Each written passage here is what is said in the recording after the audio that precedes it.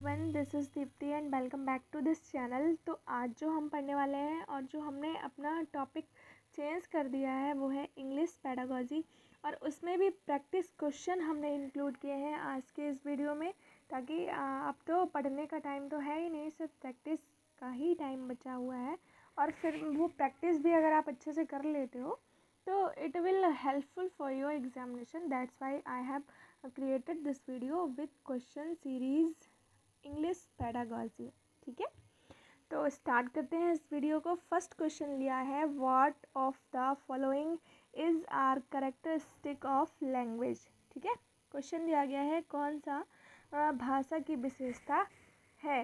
दिया गया है लैंग्वेज स्ट्रक्चरल सिस्टम, भाषा एक ढांचागत व्यवस्था है, और लैंग्वेज इज यूनिक सिस्टम, भाषा एक अद्वितीय व्यवस्था है। तीसरा ऑप्शन दिया गया नाइदर वन और टू, ना तो पहला ना दूसरा, और चौथा ऑप्शन दिया गया है पहला और दूसरा। तो ये भाषा की दोनों ही विशेषताएं हैं, भाषा एक ढांचागत व्यवस्था भी है और एक अद्वितीय व्यवस्था भी है। तो आपके फोर्थ ऑप्शन में दोनों ऑप्शन हैं, तो ये आपका करेक्ट हो जाएगा। ठीक है, come to question number 2। The primary function of language are. जो प्राइमरी फंक्शन है, भाषा की जो प्राथमिक क्रियाएं हैं या मुख्य गुण हैं वो कौन कौन से हैं। Expression of feeling, meaning, communication and thinking. बिल्कुल ये सब आपके भाषा के बिना संभव ही नहीं है, तो भाषा से ये फीलिंग, मीनिंग, कम्युनिकेशन ये सब कुछ आता है।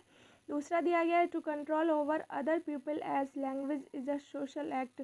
ये भी बात बिल्कुल सही है। तीसरा ऑप्शन दिया गया है ना तो पहला ना दूसरा, और चौथा दिया गया है पहला भी और दूसरा भी। तो आप समझ गए होंगे अब तक तो कि आपका पहला और दूसरा दोनों ही ऑप्शन करेक्ट है। तो option 4 will be correct of this question. Now come to question number 3। Command over language gives a feeling of. किसी भी भाषा के ऊपर आपका नियंत्रण आपको कौन सी फीलिंग देता है। 4 ऑप्शन दिए गए हैं, कॉन्फिडेंस, सिक्योरिटी, सेटिस्फैक्शन या नन ऑफ दीज। ठीक है, ना कॉन्फिडेंस देती है, ना सिक्योरिटी देती है, ना सेटिस्फैक्शन देती है, तो आखिर देती क्या है। कमांड किसी भी लैंग्वेज के ऊपर आपका कमांड आपकी कम्युनिकेशन स्किल को एम्पावरमेंट देती है। ठीक है, तो यहाँ पर ये भी पूछ सकता है कि आखिर क्या देती है, then that will be answer. Next question number 4। When language is learn naturally. जब कोई भी भाषा प्राकृतिक रूप से सीखी जाती है and without any systematic practice then it is called as.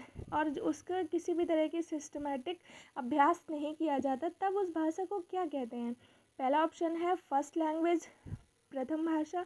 Dearth, ये भी नहीं कहते। एक्विशन, ये होता है अर्जन, और नन ऑफ दीज। तो यहाँ पर किसी भी भाषा को जब हम नेचुरली सीखते हैं, जो हमारी प्राथमिक भाषा होती है, जो हमारी मातृभाषा होती है, जो मदर टंग होती है, उसको हम कहते हैं अर्जन। ठीक है, तो यहाँ पर acquisition is the correct answer of question number 4। Next question दिया गया है 5। When language are learn without any practice it is called as. Learning, acquisition, first language और इरिडिशन। ठीक है, तो यहाँ पर जब लैंग्वेज किसी भी बिना अभ्यास के सीखी जाती है, एक चीज़ आई थी कि नेचुरली तो सीखी ही जाए, मतलब प्राकृतिक रूप से सीखी जाए। जब बच्चा जन्म लेता है और अपने घर में अपने पेरेंट्स को, अपने दादी बाबा को बोलते हुए देखता है, तो वो उसी तरह की भाषा का, लैंग्वेज का यूज़ करता है। जबकि अपने टीचर्स को देखता है तो अलग लैंग्वेज में बात करते हैं, अपने अड़ोस पड़ोस में देखता है तो अलग लैंग्वेज में बात करते हैं। तो उस समय वो जो भाषा सीखता है वो अर्जन हो गया। लेकिन जब बच्चा पहले पहले बोलना शुरू करता है और उस समय वो किसी भाषा को प्रैक्टिस नहीं करके बोलता है, जो 3-4 साल के जो बच्चे होते हैं, आपने उनको देखा होगा कि जब वो बोलना शुरू करते हैं तो उस समय कुछ एक वर्ड्स वो ऐसे बोलते हैं, तो आपको समझ आता है कि वो उसकी नेचुरल भाषा होगी। जैसे हमारे घर में बोलने वाली भाषा अलग होती है, हमारे स्कूल की लैंग्वेज अलग होती है, हमारे टीचर्स की लैंग्वेज अलग होती है।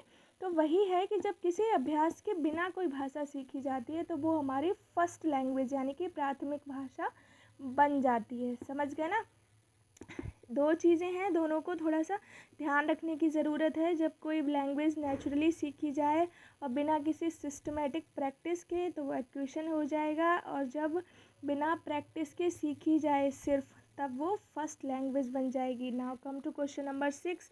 दिया गया the way through which the art of using skill and practice is given to learn it then it is called learning, repetition, acquisition, recitation. तो ये आपका बन जाएगा लर्निंग। क्यों? किसी भी तरीके से ये पूछा गया है कौन सा तरीका जिससे हम स्किल यूजिंग स्किल और practice is given to learn, सीखने के लिए जिस चीज़ को हम यूज़ करते हैं कोई भी नई दक्षता ग्रहण करने के लिए, तो वो लर्निंग बन जाती है। ठीक है। Question number 7, which of following is not correctly matched. 3 option है और ये पूछा गया है कि कौन सा सही नहीं है। B of Skinner theory of operant condition सही है। Pavlov theory of classical condition, B of Skinner verbal behaviour.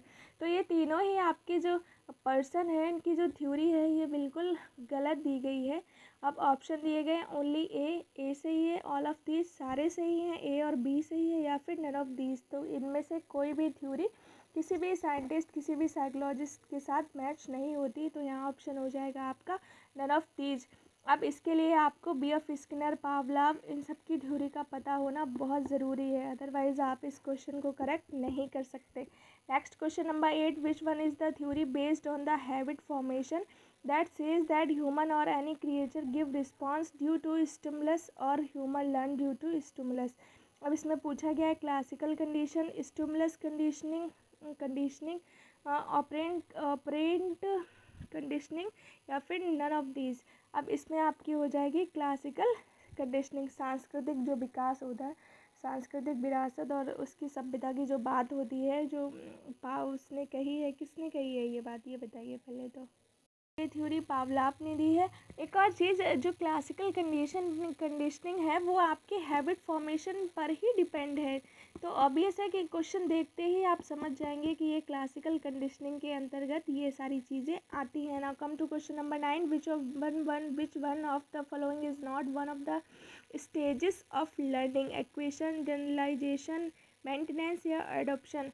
पूछा गया है कौन सी एक सीखने की अवस्था नहीं है। तो एडॉप्शन नहीं है। एडॉप्शन किसी चीज़ को ग्रहण करना होता है, तो वो एक जो लर्निंग सीखने की अवस्था है वो नहीं है। Now come to question number 10, which is last question of today's psychology series, which is the aim is that the child should learn to do the task both accurately and quickly. The statement fits to which of the following stage, acquisition, generalisation, maintenance या fluency. एक चीज़ कही है कि जब बच्चा बिल्कुल सही भी करे और तेज़ी से करे तो ये चीज़ कौन से स्टेटमेंट पर फिट आती है। तो ऑब्वियस है फ्लुएंसी। हम कहते हैं फ्लुएंटली ये वर्क करो, मतलब निरंतर गतिमान होकर इस वर्क को करो। तो ये ऑप्शन आपका 4 इज़ करेक्ट हो जाएगा।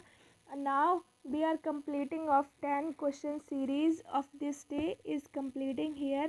Till then keep watching, do practice.